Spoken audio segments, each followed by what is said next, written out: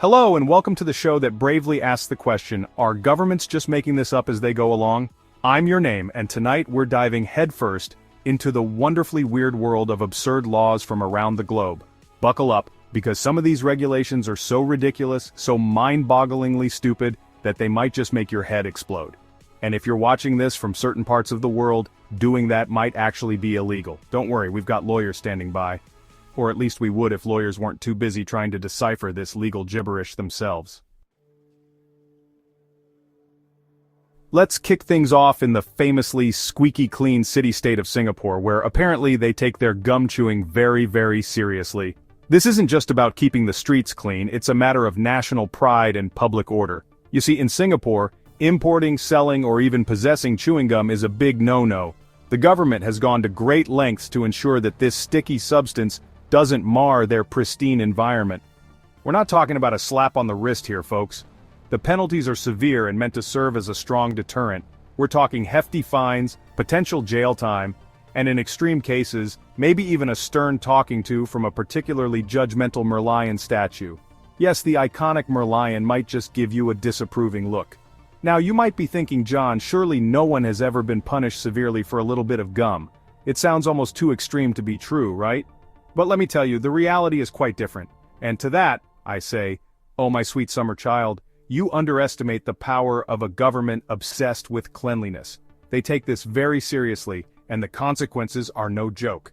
In 1992, an American teenager learned this the hard way when he was sentenced to caning for vandalism, with chewing gum.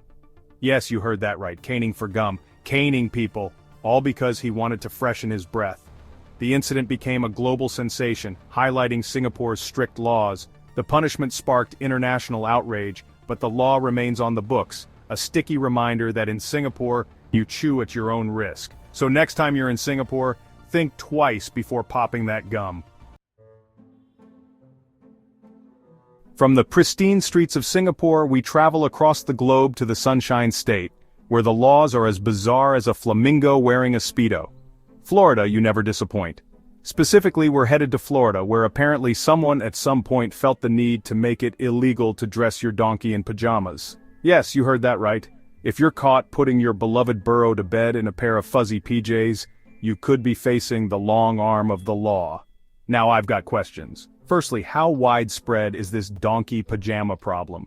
Was there some sort of donkey slumber party craze sweeping the nation that I somehow missed? And secondly, what kind of monster looks at a donkey in pajamas and sees a criminal offense? I mean, come on, who could resist a donkey in cute, cozy sleepwear? Was there a time when donkeys in pajamas were causing chaos in the streets? Or perhaps was it a fashion statement gone too far? And seriously, what kind of monster looks at a donkey in pajamas and sees a criminal offense? It's just too funny to be true. Florida, you're a beautiful mess, and I wouldn't have it any other way. Your quirks make you unique, and that's why we love you. Our next stop takes us to the fashion capital of the world, France, where apparently culinary crimes are taken just as seriously as a faux pas on the runway. Hold on to your berets, folks, because in France it's illegal to use ketchup in school cafeterias. That's right, the French government has taken it upon themselves to protect the delicate palates of their youth from the scourge of ketchup. Apparently this condiment, a staple of American cuisine and childhood nostalgia, is seen as a threat to French culinary tradition. I mean, I get it, you don't want kids drowning their escargots in ketchup, but come on France, let the kids have their fun. It's not like they're asking for mayonnaise on their croissants, or are they? Chapter 4, Hold Your Horses and Camels, No Swearing at Animals in Dubai. Next, we're off to the glittering metropolis of Dubai, a city known for its towering skyscrapers, luxurious shopping, and apparently, its very polite treatment of animals. In Dubai, it's considered extremely offensive to swear at animals. Yes, you heard that correctly. If you're caught hurling expletives at a camel, for example, you could be facing a hefty fine or even jail time. Now, I'm all for treating animals with respect, but this law seems a bit excessive even for Dubai. I mean, what if the camel spits at you first? Can you swear back then? And what about those pesky pigeons? Do they get a free pass? Dubai, you're full of surprises. Chapter 5. Rein in your reindeer. No drunk reindeer. Driving in Finland. From the desert heat of Dubai, we travel north to the icy plains of Finland, where apparently, even the reindeer have to follow the rules of the road. It's a stark contrast, moving from the scorching sands to the frosty tundra, but the surprises don't end with the weather. In Finland, it's illegal to drive a reindeer while intoxicated. Yes, you heard that right.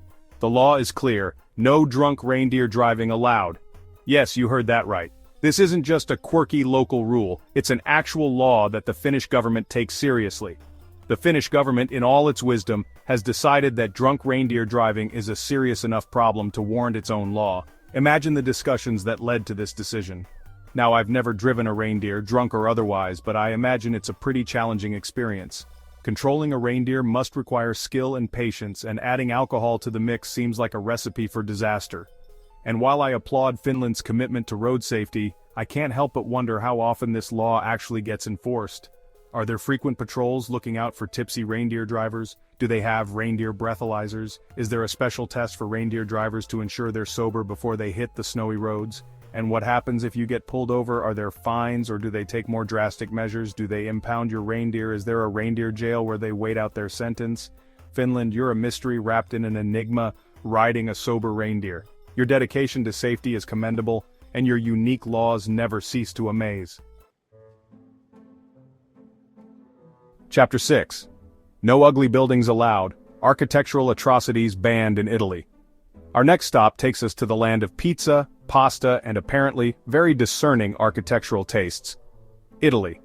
In the picturesque town of Castellammare di Stabia, the mayor took it upon himself to issue a decree banning ugly buildings. That's right, if your building doesn't meet the mayor's aesthetic standards, you could be facing a hefty fine or even an order to tear it down. Now, I'm all for beautiful architecture, but this law seems a bit subjective, don't you think? What one person considers an eyesore, another might consider a masterpiece. And who gets to decide what's considered ugly? Is there a panel of art critics on call 24/7? Italy, you never cease to amaze. Speaking of Italy, let's hop over to the capital city, Rome, where apparently even the fish have to live in style. In Rome, it's illegal to keep goldfish in bowls. That's right, the Italian government has decided that goldfish deserve better than to spend their days swimming in circles in a tiny glass prison. And you know what? They're right. Goldfish are living creatures, and they deserve to live in an environment that allows them to thrive. So, if you're thinking about getting a goldfish, do the right thing and get it a proper tank. Your finned friend will thank you for it.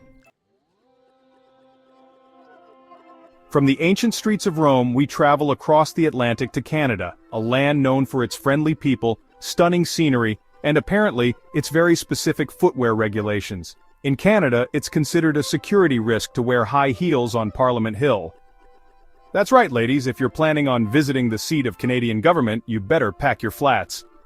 Apparently, the concern is that someone might trip and fall while navigating the hill's many stairs and cobblestone paths. Now, I'm all for safety, but this law seems a bit excessive, don't you think? I mean, have there been a rash of high-heel-related accidents on Parliament Hill? And what about men's dress shoes? Are those not a tripping hazard as well? Canada, you're full of surprises? Our penultimate stop takes us to the tech hub of San Francisco, where apparently they're waging war on childhood obesity, one Happy Meal toy at a time. In San Francisco, it's illegal for fast food restaurants to give away toys with meals that don't meet certain nutritional guidelines. That's right, the city by the bay has decided to take matters into their own hands by banning the age-old marketing tactic of using toys to entice children into eating unhealthy food. Now, I'm all for promoting healthy eating habits, but this law seems a bit like a band-aid solution to a much larger problem. I mean, it's not like kids are going to suddenly start craving salads just because they can't get a plastic toy with their burger and fries. San Francisco, you're a complex city with complex problems. And finally, we end our journey in the land of chocolate cheese and apparently very strict bathroom etiquette, Switzerland. In Switzerland, it's considered rude and inconsiderate to flush your toilet after 10 p.m. That's right, the Swiss government has decided that the sound of a flushing toilet is just too disruptive to be tolerated after a certain hour. Now, I understand the importance of being mindful of your neighbors, but this law seems a bit extreme, even for the famously neutral Swiss. I mean, what are you supposed to do if nature calls after 10 p.m.? Hold it in until morning? And what about emergencies? Switzerland, you're a country of contradictions. So there you have it, folks. A whirlwind tour of some of the most absurd laws from around the globe. From chewing gum crackdowns to donkey pajama prohibitions, it seems there's no limit to the strange and often nonsensical regulations that governments around the world have dreamt up. And while some of these laws might seem amusing, they serve as a reminder that the law is a fickle mistress, often more concerned with maintaining order than with common sense. So, the next time you're tempted to break the law, just remember, you could be setting yourself up for a world of trouble, or at the very least a hefty fine and a stern talking to from a man in uniform. Stay weird, world.